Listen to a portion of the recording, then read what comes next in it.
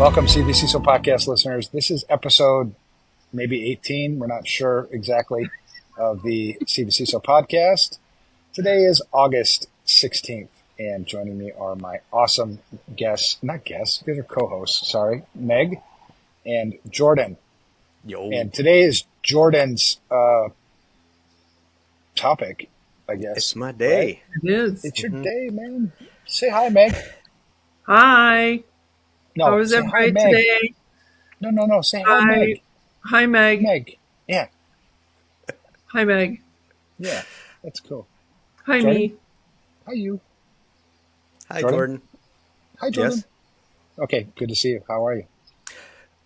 I'm good. I just, I fished this weekend. This last weekend. Fished. Fashed? PH fish? Fashed? F fish? It ended PH too or F? fast. Did you PH fish or F fish? See, that's an InfoSec joke. You nerd. Yes. Yes. Yes, I spent the weekend sending out phishing emails. Awesome. And how much did you Nice. make? Well, I'm still counting up the pesos, my friend. Cash, money, dollars. That's what I'm saying. But let's just say Scrooge McDuck, if you know what I mean. Oh, yeah. You need a better fishing Scrooge. population. McDuck. That's a Scrooge. Gen X joke for those of you who are youngins. What gen am I in? I have no idea. You're a I boomer. don't even know it. I don't know I what don't it is either. I don't remember what it is. All right. Well, while you're talking and introducing, I'm going to look up what gen I am. Yeah, so let's talk. Here's what I would like to know is how do I get someone to like me? Okay. Like a girl. No, just kidding. Like you like a girl. I want to hear everyone's secrets to how they got their significant others to like them. Yo, I'm Gen X. Oh, boom. Gen X. I mean, I could have What's the age range for gonna Gen give X? it to you. Gonna give it to you. Oh, I'm a Gen Xer. Gotten the things and such. 1965 to 1980 makes you a Gen X. Ah, that's me too. I'm technically a Zennial, No, it's called a millennial. born 80. No, 80 is that in the middle Oh, you're in between the middle? millennial and a Gen X. Holy crap, dude. Wait, you were born in the 80s? I was born in 1980.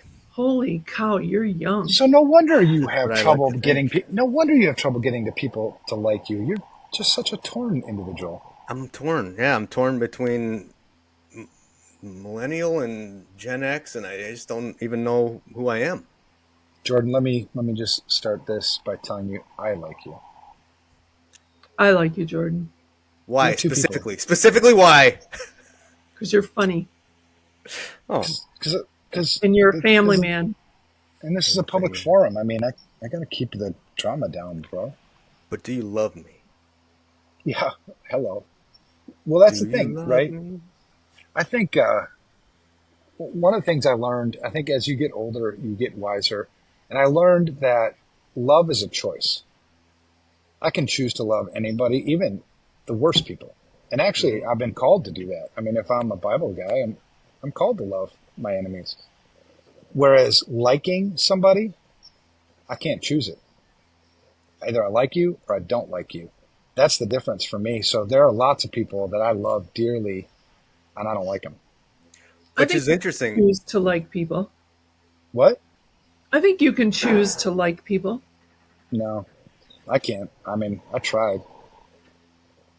Well, one of tried. the interesting things that brings up, though, for the topic at hand, would be that and maybe this is maybe later because I want to talk about some of the things that psychology today says about how to be likable, and so we'll touch on some tips there and comment on it. But at the end of the day, I can't control whether or not Evan truly likes me. It's his makeup. If we're going off of what you're saying, it's not your choice, but it's also not my choice either. It's either you like me or you don't. So all the tips I can share, I could try all these tips, and Evan still might not like me. And Is that our litmus and your test? life and your life will Looking still at Evan like this. and Evan your likes life will, And your life will still continue and be full of fruit if somebody doesn't like you. I mean, that's the cool thing, right? And so bringing this to like what a VCISO, I always preach, for right or wrong. I mean, I'm always open to challenge, but I always have found there are 3 things that I have to build with my customers if I want to have any success, right? And 1 is trust, 2 is credibility, and that 3rd is likability. So as a VCISO, if you think, well, how does this apply to a VCISO? Well, because you need to be likable. Otherwise, people don't invite you to their meetings. Otherwise, people won't tell you the truth. Otherwise, you won't make good decisions. Well, or consult them to make good decisions. It's a bad relationship, right? So this is relational, not transactional. So to be a VCISO, it's critical for you to be likable. Mm-hmm. Right. Yeah, and that's the point. And that's a point because especially when you're talking VCISO, you're dealing with things that are tough stuff, and you could be going against the grain sometimes. And you know what? I'm going to say it. I'm going to say it. We can be judgmental. No. What It's true. You bigot. It's true. Wait. And we can lack empathy sometimes. Sometimes it's like, did I just judge you, Jordan?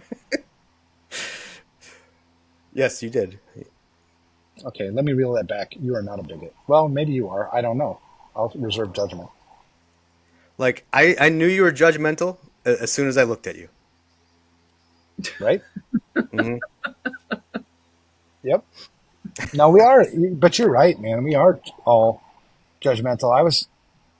COVID was, when we went through the George Floyd stuff and everything, Oh, yeah. and the Black Lives Matter. Yep. I've always been a guy that, like, I didn't even know, this is 100% true. This is a true story. I grew up on a military base where there wasn't any racism where I grew up. And people are like, bullshit. I'm like, seriously, my dad's best friend was a guy named Frog. I didn't know Frog's real name, but I thought Frog was my uncle. My uncle, like blood relative uncle. Mm-hmm. And when my mom realized that at maybe I was like 10 or something, I don't know what age it was, and she realized that I thought Frog was really my uncle, she thought it was hilarious. She's like, honey, no, he's black. What? The hell is it? Okay. It threw me for such a loop because I thought it was like the death of an uncle. I'm like, what the fuck? So he can't be my uncle anymore? Oh no, he can still be your uncle. But I'm like, oh. So that was the first time I really realized this race thing. And so I always wanted to be like a part of the solution. Going back to love, I choose to love people of all races, all backgrounds. I think it's fascinating. I live here in Mexico. This culture is amazing. Love it.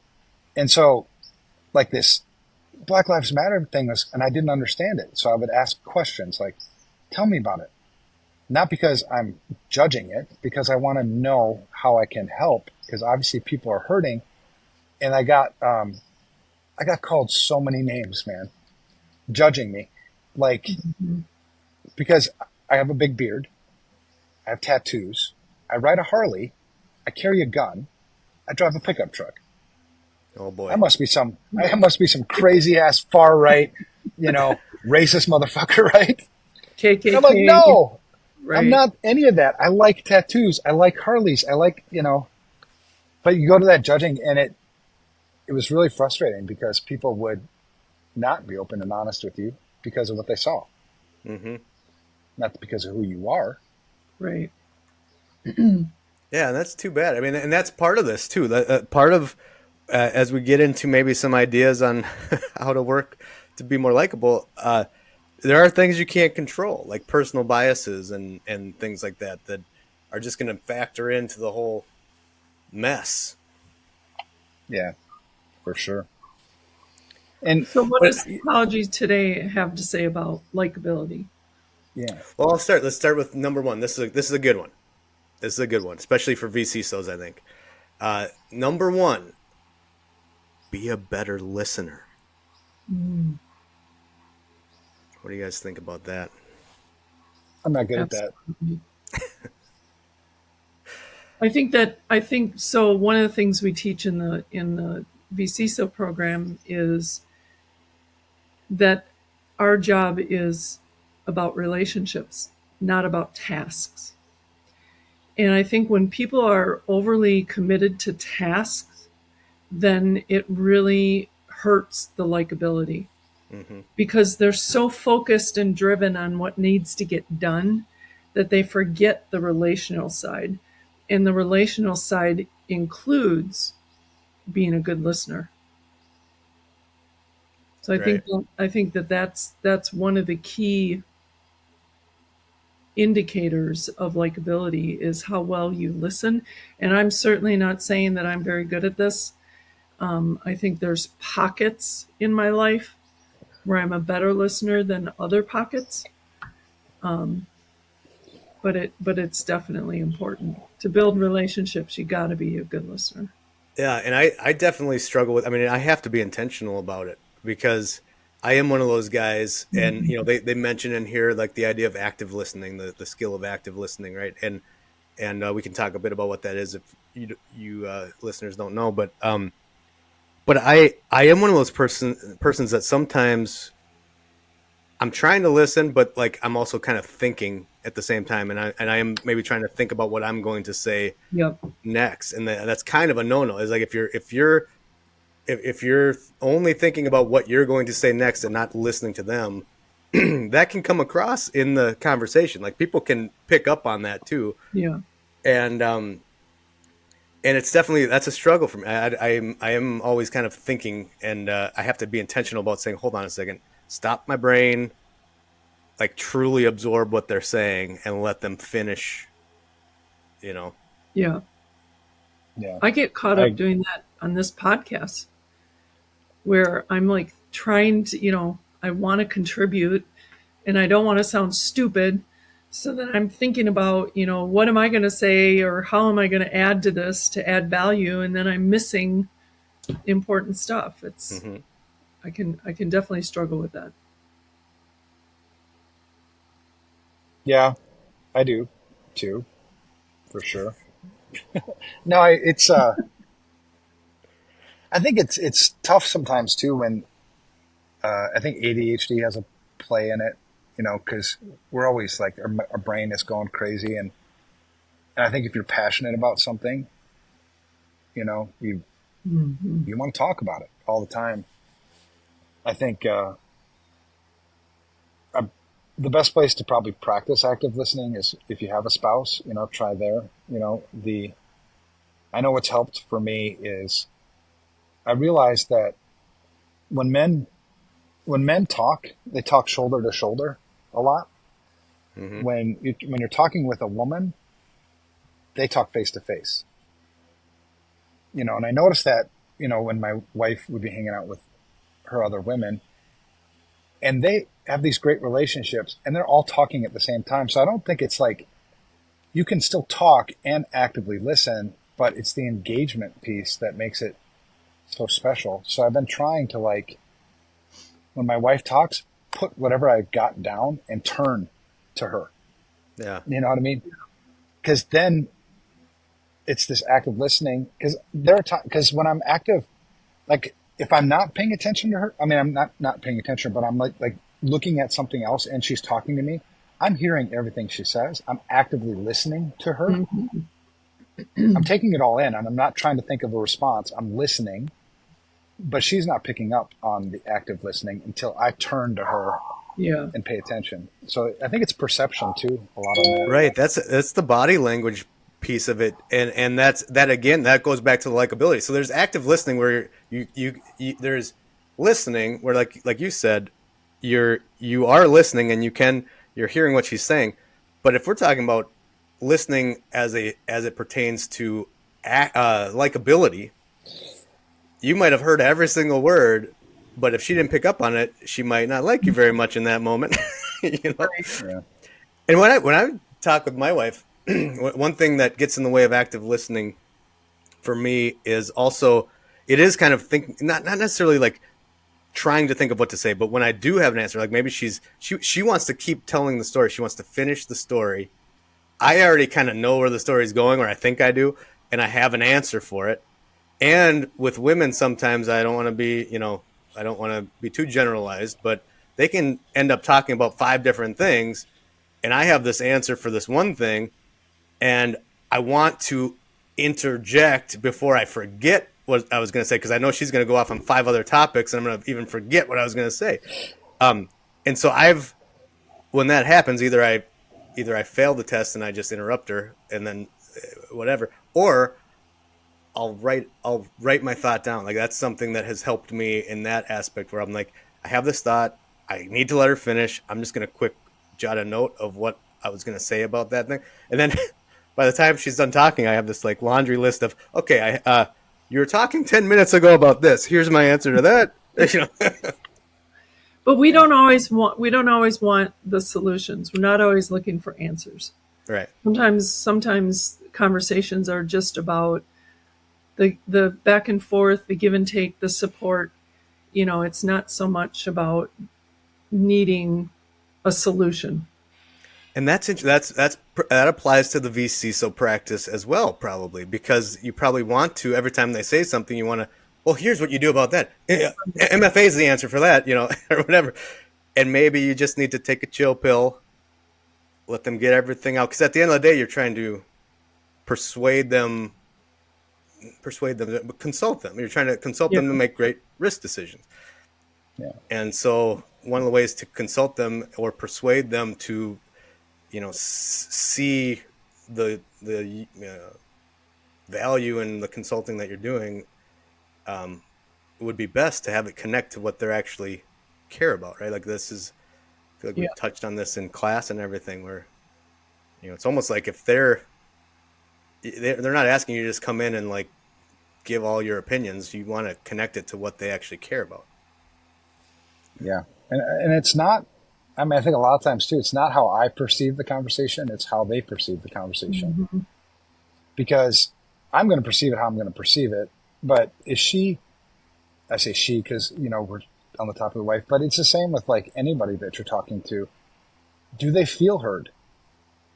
Even if you didn't hear them, do they feel heard? Mm-hmm. You know what I mean? And we all vent sometimes, being able to recognize in the conversation when this is venting versus you seeking help on something. I think, if you can pick up on those cues of like, okay, no, this is a vent, just let it go. It's coming, listen, show empathy. You can hug it out later. Or is this like, okay. And then sometimes you have to ask too, like, do you want a solution to this? Or is this just vent time? I'm cool with whatever. Yeah. Just give it to me.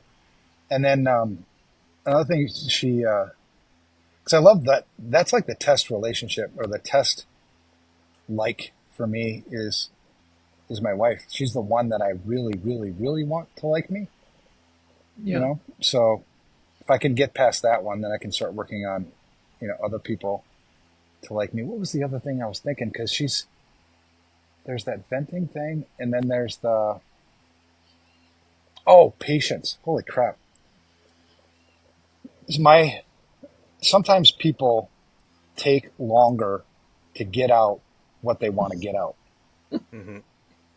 And Meg's laughing. There must be. Well, because a lot of times I'm just get to the point. Like, that's what I'm thinking in my head. Like, this has taken a long time for you to tell me that this was a funny video you just watched.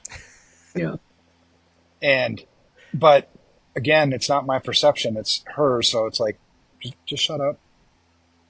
Oh, okay. Yeah. Let's look at, fuck, that is funny. I'm so awesome. Thanks for sharing. It took 20 minutes to get there, but yeah, it was good. I'm laughing because I can relate to Evan. I'm not your typical female. Typical women need to get a lot of words in a day. That's not me.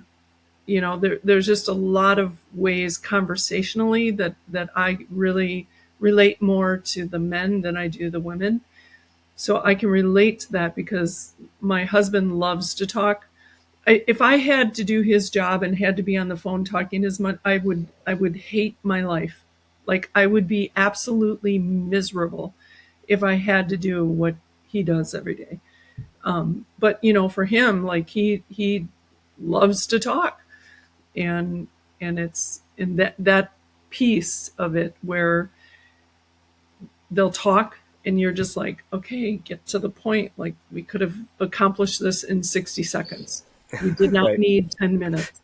Could have sent me an email. I could But have, then if I'm giving I could have off taken a that 30-minute. Yeah. if I'm giving off that vibe, then that hurts the Oh, yeah. likability. It hurts the relationship. And Yeah. you know, the turn and talk thing, I do the same thing where I'm just like, you know, I can multitask. Like, I can hear you and I'm busy doing my thing. I don't need to stop and look in order to hear you, but that's just really important to him for whatever reason. I think it's a respect thing with men. But, Well, you know, maybe, yeah. But I think that's going back to what you said too, Jordan, about judging. If you want to be likable, you have to you have to invest in them. You have to know, and it might be mechanical if you haven't done this before, but you actually have to understand the intricacies, the intimacy in the relationship. And intimacy doesn't mean sexual. People twist Right. things. Intimacy, like somebody told me, it's intimacy is intimacy, right? Like, so so gender plays a role for sure, but like Meg said, there's these non-traditional people who just don't fit that mold, right? So if I were to judge, I'm talking to a female, this is how she thinks. She thinks like my wife. Careful. You have to take the time to understand how because it's like love languages. You guys, do the love languages. Yeah. People have a tendency just naturally to speak the love language that they understand, that they receive, right? So my love language is words of affirmation. So if you want me, one way you could get me to like you probably is to tell me, hey, Evan, good job, good job, because I want to hear that. I receive that as love. My wife, she's complicated. It can be, one day it can be acts of service, another day it can be quality time. I mean, you just got to pay attention. You got to stay on top of it to figure out like which one is it today. But that's the point, right? And why do I like Jordon? I like Jordon because Jordon is Jordon. I find the way you interact with people, I get your humor, but we've invested in each other, right? We've spent time with each other. I know Jordon. I don't know, I'm not married to him or nothing, but I know him enough to where I like what he stands for. I like how he listens. I like how he talks. It makes me feel valued or whatever, right? But it's all individual. It's all between you and whoever you're looking to become likable with, or whoever you like, I guess. I think. Time investment. I think that's the key to what you're saying. You invest your time, and I think that pertains in the vCISO world too. Again, it goes back to the transaction versus the relationship. If you're only focused on the transaction of what needs to get done, then you may not be, then there could be personality conflicts that you can't overcome because you've only focused on the transaction. Whereas if you focus on the relationship and there's personality conflict, then there's a chance that you can work through that because you're more focused on the relationship than the transaction. Yeah. So some tips to become to work on improving your active listening from Psychology Today are: be fully present, focus entirely on the speaker, avoiding distractions like your phone, internal thoughts. Show interest. I'm sorry, Jordan. Sorry, Jordan. What would you say? I missed that. I was sorry. My phone just dinged. Yeah. I had to tell my phone. My phone. I had to tell my wife to put down her phone this morning during our morning coffee chat. Oh. Not to call her out, because then she immediately said, "You do it too." Yeah, you can't be hypocrite. But be fully present. Show interest. Use good eye contact. Nod. Provide verbal acknowledgments like "I see." Go on. Interesting. Yes. And that's this isn't meant to be manipulative, right? But it is understanding that a blank stare doesn't isn't necessarily received as listening. But if you're nodding and like there's body language, that's a part of it. But all those should be genuine, because Correct. we can cut through the bullshit and see when it's not genuine. Well, It's just, if you're doing all this but you're not really listening, right. then you're not going to be able to truly engage in the conversation. And then all this is just a bunch of bullshit. 100%. Yeah.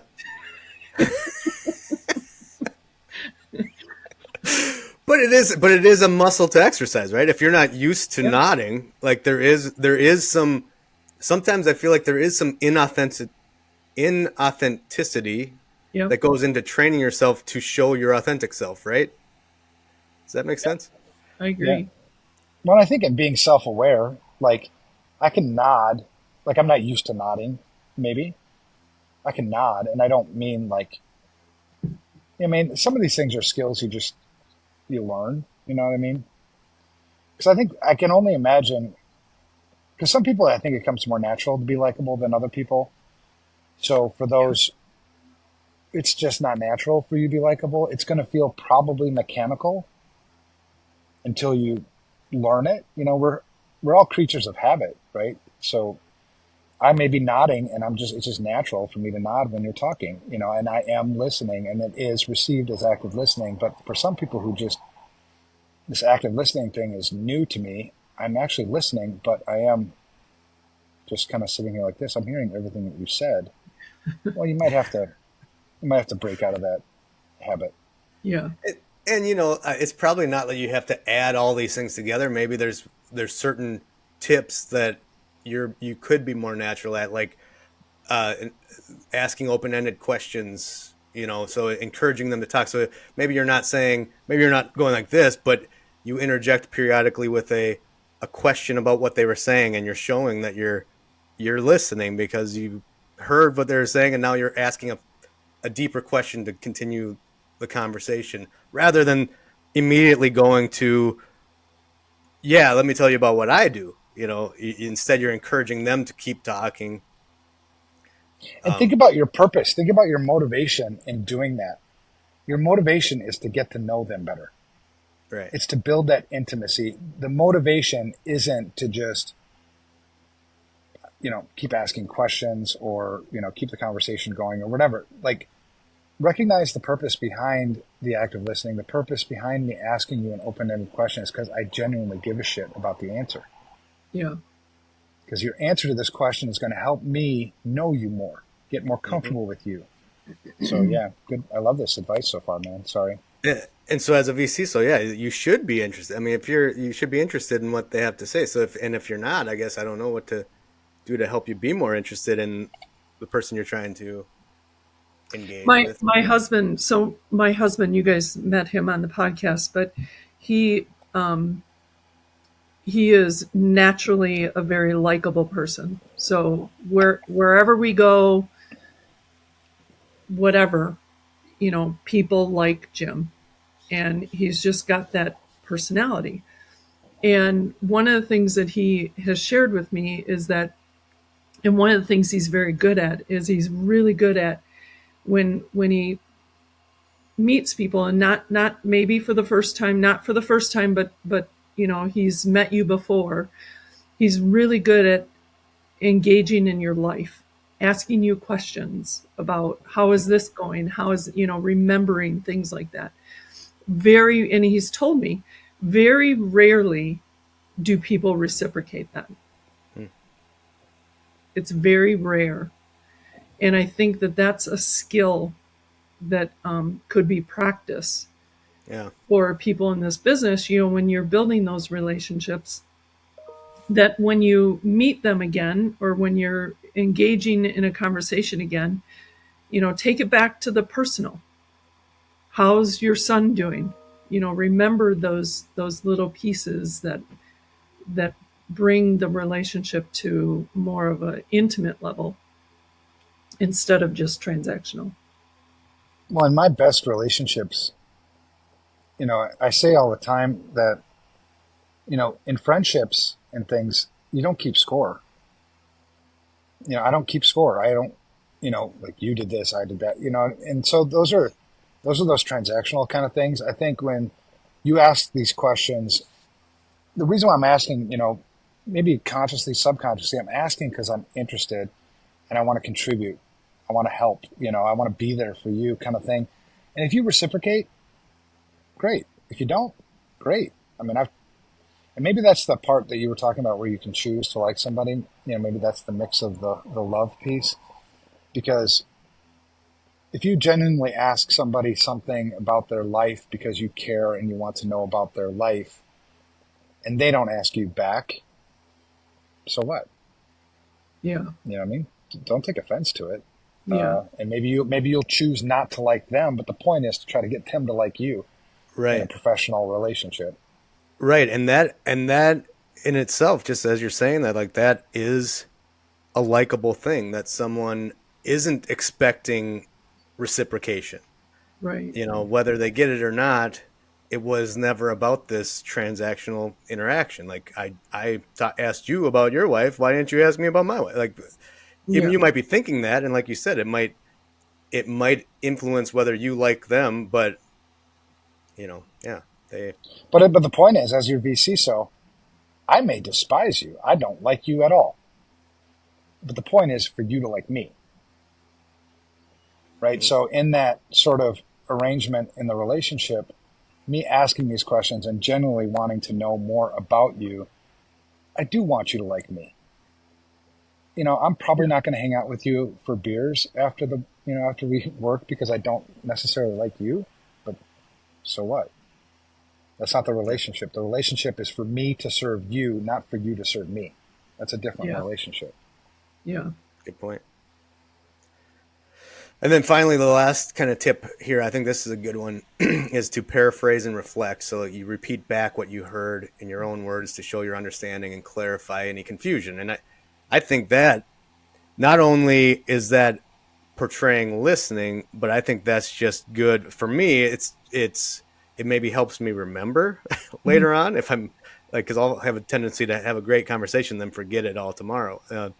But if I'm repeating it back, it's another point to remember it and to actually get clarity.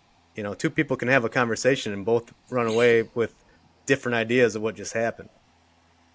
I have to do that all the time because, I don't know, I hear things very literal and things aren't always intended to be as literal as I take them. And so I have to do like clarifying statements all the time. Like, I just want to make sure I understand Mm-hmm. so that, I don't misinterpret. Yeah, I don't do this one much. As I'm sitting there thinking, I'm like, I don't think I asked. I don't think I repeat back to people. So maybe that's a good tip for me to just practice out and see what happens. So if I'm understanding you correctly, Evan, you're saying that you don't typically repeat someone's words back to them? Well, and if I'm understanding you correctly, you're asking me if I don't typically ask things and repeat things back to get clarity. Is that your question that you're asking me about my question? If I understand the two of you guys are squirrels and going off on a tangent. What were we talking about again? Yes. This is why I love working with you guys. But humor, that's got to be in there somewhere, right? Humor. Let me see. Yeah, likability. If it's not, I'm going to write to the editor. That's when I said. That's why I said to Jordon right away. I like you because you're funny. Yeah, that's a lot of pressure, though. I can bomb. Man. Yeah, but that's what makes you funny is that you can bomb and you don't care. Yeah. I mean, I'll try later on. But. If you can make people smile and make people laugh, I mean, that's got to be worth something. Yeah. I mean, one thing I'm not seeing, maybe this falls under the body language thing, I guess. Yeah, it does, I guess. But smiling, that's a great point. Like, smile, not that smile. Oh, that's creepy. But people don't smile enough. Like, I sometimes people's resting face just isn't. I don't know, man. Figure out a way. Evan cracks me up because Evan, you don't smile that much, but when he does, he just gets this little. It's like that. It's just this subtle, and his eyes get a little squinty. But that's contagious. Like that leads to likability. Like, people want to look at a face where you're smiling, and it's healthy for you. Yeah. Yeah, that's true. And I don't realize that. And a lot, if for likability, again, stressing the point, it's how you're perceived, not how they're perceived. Right. Mm-hmm. So how are they viewing you? And like, if you're wondering why somebody doesn't like you, like, ask yourself these questions. I mean, do I act like an asshole? Do I look like an asshole? Right. Because, look inside yourself first. Because I was doing a walk last Sunday, walking through downtown, and I was just walking. I was concentrating on walking, and I was wondering as I was walking why so many people were like kind of getting out of my way. They were like showing me respect, and I was like, so I took out my phone, and I'm like, okay, yeah, I'm kind of like walking like this, and so I was like, I just look like probably somebody who's about ready to kill somebody. So I made it a point, like the rest of that walk, to like, Buenos dias, Buenos dias, Buenos dias. And like the whole rest of the walk, everybody was much more engaging, like, Buenos dias, Buenos dias, Buenos dias. Need a massage? I'm like, no, thanks. Oh, gosh. Yeah, because you can certainly, I mean, Marlis, she said, that's my wife. We have a joke because she does have kind of a resting bitch face. We call it, people call it that too, where like, but then it goes back to the judging, right? Don't judge them, because my wife is the sweetest person you'll ever meet. But yeah, sometimes she's just like, yeah, I don't want to really approach that. I mean, if I didn't know. But again, if you're trying to be likable to your customer, to your whatever, just be self-aware, right? Am I giving off this vibe like I'm a bitch or a jerk? Because they're not going to engage with that. But if you're, coming off like, hey, likable guy, down to earth, smiling and stuff and making jokes, yeah, I want to hang out with this dude. Yeah. Yeah. And it is a lot of these things, I think it's important we talked about this earlier. It's important to understand that, yeah, it is very valuable to be liked. It's a valuable thing. And it's in vCISO practice, definitely, because, to be trusted, credible, and likable, that's what people want to do business with, people like that, like you say. So it's valuable. But at the same time, for your own mental health, like, those are all like some of if you're relying too much on these external validations, yeah, if you must be liked, and that's what this is fueling this, take a minute to just figure out how to be validated in different ways. So you have a resting bitch face. You don't have to rely on everyone else for your own approval. It's definitely the self-awareness piece to understand it. I mean, I think that's a lifelong journey to learn more about yourself and improve yourself. I mean, I don't think I would ever tell someone to just be happy with who you are and never do anything to learn more about yourself and improve yourself. Like, yes, you're valuable no matter what. Even if you do that you're fine. That's fine. Be you. Right. But life is about learning more and improving. Like, there's always something you can do. I love that advice, man. So I'm going to repeat back almost what I got from what you just said. And it said my new active learning skill. So is that kind of like saying it's easier to be likable when you like yourself? Mm. Boom. That's, you just hit deep level, right? Right. If you like yourself, then that's kind of what matters. I mean, start there.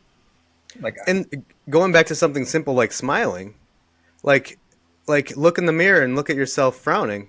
and then look at yourself smiling. Which version of you do you like better? Yep. That's a good question. Smiling. But that's an external thing. So like that's why there's always this teeter-totter of ideas here, because you are more than your smile. So let's say you never smile. You're still someone worth being liked. Like it's like beauty's on the inside kind of a thing, right? Right. But certainly learn how to smile. Yeah, it's great. It's Yeah, good for you. And it's good for good. others. I like me. Do you?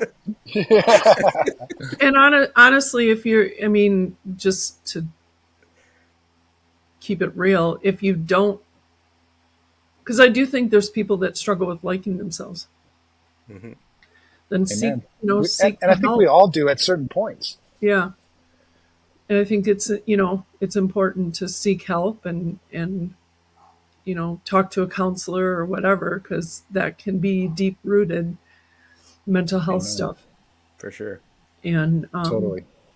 I know I still struggle with that, still struggle with placing judgment on other people because of how I judge myself. And so then it becomes it becomes a reality that you create, that other people think this way about you or feel this way about you. But the reality is it's how you feel about yourself. And, having a therapist has been very helpful to me to work through some of that stuff. And if I were to be honest with you, there have been times when I've hated myself. Mm-hmm. Yeah. You know what I mean? And I think it becomes because I think that is most things in like balance, I think are somewhat normal, right? I mean, it's normal to have times when you don't like yourself, when you hate yourself. You made some choices, you did some shit, you hurt, whatever. Yeah. But it's when that becomes a central theme of your life and you can't find the way to love yourself, to like yourself, then you need help, because you are likable. Everybody is likable. Everybody. Even the worst, Absolutely. The biggest jerks. I mean, not going to get political, but, I know some people don't like Donald Trump, but obviously some people do. I mean, and I'm not going to say which one I am. It doesn't matter. But the point of the matter is everybody, no matter how bad they are, no matter how many stupid things they've done, no matter what you look like, no matter how many tattoos you got, none of that shit matters. There are people that like you. There are people that are built to like you. And so, because I think you also need that as a VCISO when you're working someplace and they just don't like me. And I can't get them to like me. I can't get them to listen to me.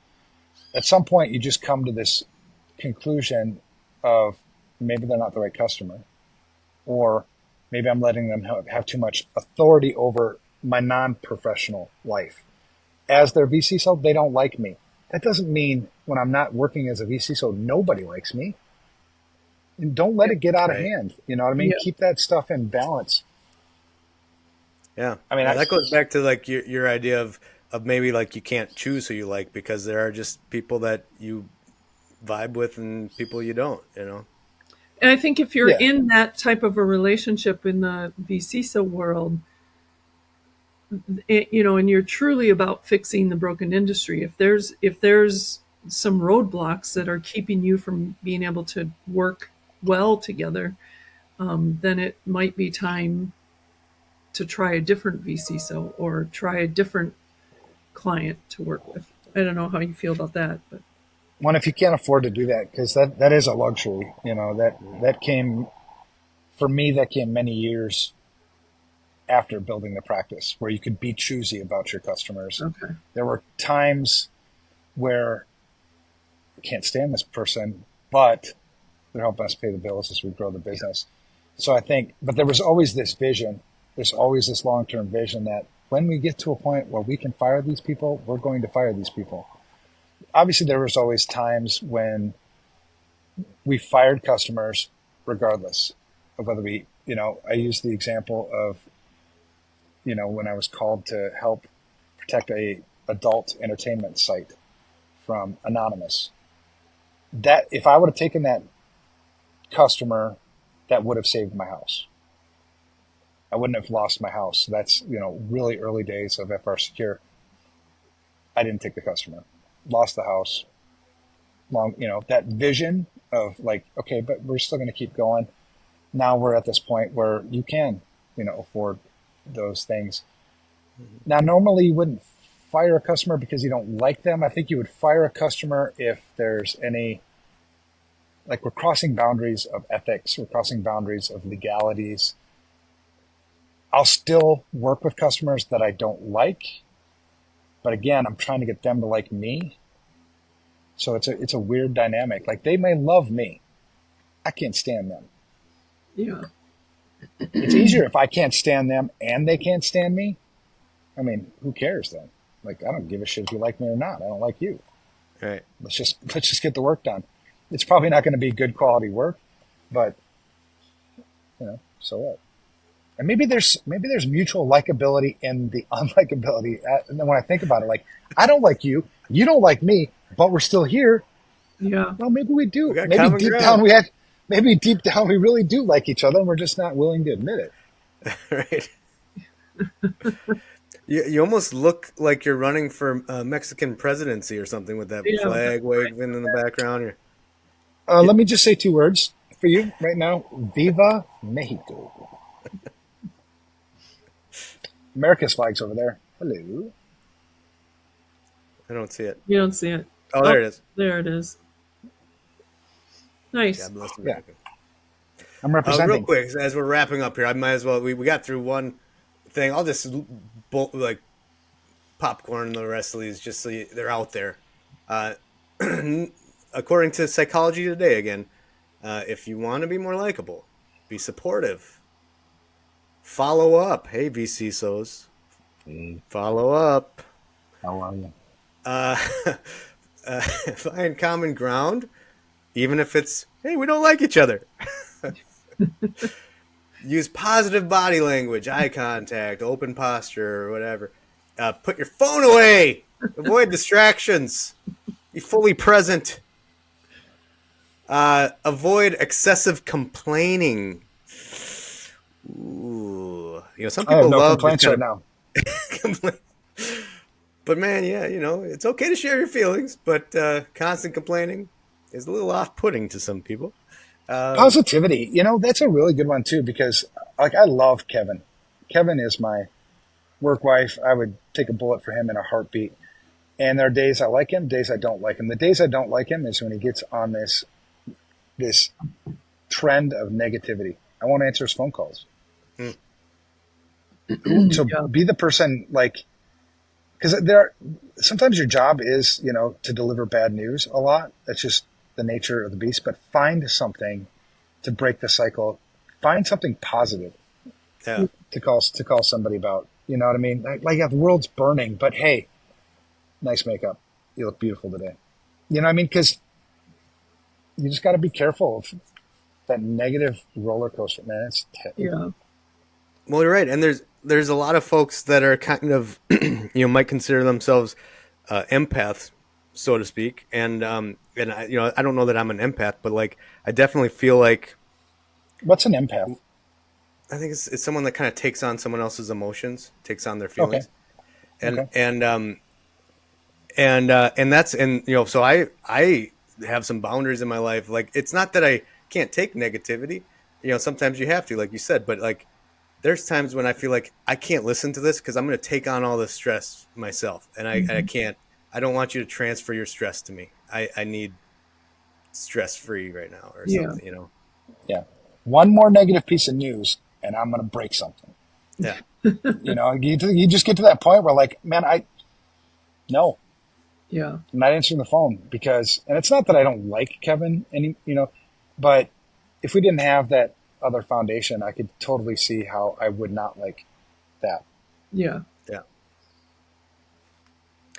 But that's probably because of the nature of his job in your role that it's unavoidable. It is. It's always avoidable though, because you could just pick up the phone and call me and tell me something positive. Anything. Oh, okay. You can Not tell not me, that you hey, can't say the negative, but then just include positive. Right. exactly, because otherwise you're on this train of like every flipping time I talk to you, it's another damn problem. Yeah. That's another great maybe connection with VCISO, right? When you're, to pepper in the good news, if you're giving them a lot of bad news, Yeah.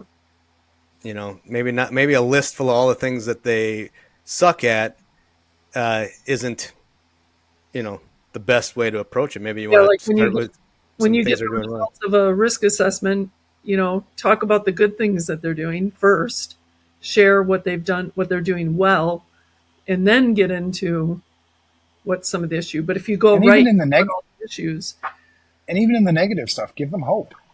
Yeah, yeah. this sucks, but here's a way you can, But now your we score know. sucks. Your security program is terrible. The cool thing about this is everything we do is going to make it go up. Yeah. Yeah. Every single thing, even minor improvements, it's an improvement. And so it's like you can always take negative news and figure out positive ways to communicate it. Yeah. It's an art, but it certainly helps. And I've, in the transparency of my relationship with Kevin, I've said, just that. Like, I don't answer your phone calls because it's always negative. If you want me to start answering your phone calls, call me once in a while and just say something positive to me. Yeah. And he does it. It's like, awesome, back on the rails again. Yeah. So that's that Awesome. transparency too. I think transparency is huge in being likable. Yeah. And I before we open this podcast, I shared, I grew up an only child, grew up on a military base, so we moved a lot. I didn't have a lot of friends because I had to make new friends every time I moved, which I guess the other side of that is you feel comfortable being alone, you feel comfortable, whatever. But every time we moved to a new place, there was a new group of kids, and I was always the outsider. And so it wasn't until I was like a teenager when I realized that the harder I tried to make friends, the harder I tried to be likable, the less likable I became. The less friends I had. And I couldn't figure it out. I was so frustrated to the point where, as a child, I'd cry often by myself trying to figure out why doesn't anybody like me? And it wasn't until I said, screw it. If you like me, you like me. If you don't, you don't. I'm not even going to try to make friends anymore. I'm just going to be me. And it was like flipping on a switch. As soon as I chose to just be me, I get friends all the time, and I don't want friends. So, I think my biggest advice in being likable is to be transparent. Just be you. Don't be fake. Fake, people will see through it, or eventually it's gonna, not to mention the stress that comes with like, who am I supposed to be with this person today, and who am I supposed to be with that person today, and Right. just be you. And the people will be naturally attracted to that because they want to be them. They want transparent. They want to be just like free of trying to be somebody they're not. So that's what works for me best, I think. Yeah. And just like Meg said earlier, it's like these are all tips for your own personal self-awareness of how people how you can communicate better, your likability. But if it's not authentic, Mm-hmm. Yeah. It's just not. Well, and people also pick up on that desperation. Like, I'm trying to make friends. I'm trying to make friends. Yeah. You want to be my friend? You want to be my friend? You want to be my friend? And most people don't want to be friends with that because who wants to be friends with somebody like, It feels desperation. needy. Yeah, it just doesn't. So just be you. Focus on being the best possible you can be. Yeah. Right? Feel comfortable being without friends. Be comfortable being not likable, because then you'll appreciate so much more when you are likable. But focus on you. Be the best person you can be, and then from that, you'll start attracting people. They'll come out of the woodwork, and you'll be like, who the hell are you? I didn't invite you here. Please leave. Couldn't have said it better myself. Yeah. It does happen, But I think that's one of the things that attracts me actually to you guys too much, because you did open a little bit, Jordon, with why I like you. And I like you because now after this talk, it's like a therapy session. I think what I like most about you is your transparency. You're just you. I know you because there's no fake you. There's no two-faced you. This is you. And I dig it. Cool. This is my heart. Open. I bleed. I can't do it. There's a setting. There's a setting we got to figure out how to get our hands to blow hearts. Blow hearts. All right. So what do we got in closing? I made my closing. Just be transparent. Be yourself. Yeah. Your own unique beauty will shine through it, and people will be attracted to it. Yeah, I think I would kind of I would couple on that and just say yes. The point is to communicate you. You know, you are the message. You are likable. Mm-hmm. These tips are meant to just help people see you better. You know, and they're just basic little tips of how people receive things. You know. Yeah, and my last thought is. To me, there's a difference between transparency and vulnerability. And I think that keeping that in check, because sometimes if you're too vulnerable with the wrong people, that cannot go well. But transparency is more about just being your real self, like Evan was saying. And, people are going to be attracted to the positive qualities in you. And everybody has negative qualities. Be open to the fact that you do have negative qualities and try to improve those. I can't think of any negative qualities I have right now, but okay. Yeah. Just kidding. I've got, and that's why I like you, Evan, because you're perfect. You have no flaws, and that's what I look for in a likable person. It's a lot of work, let me tell you that, but thank you for noticing. You make it look easy. It's part of my skill set. All right, let's wrap it up with that. Thanks, guys. All right. Thanks. Thanks. See you next time.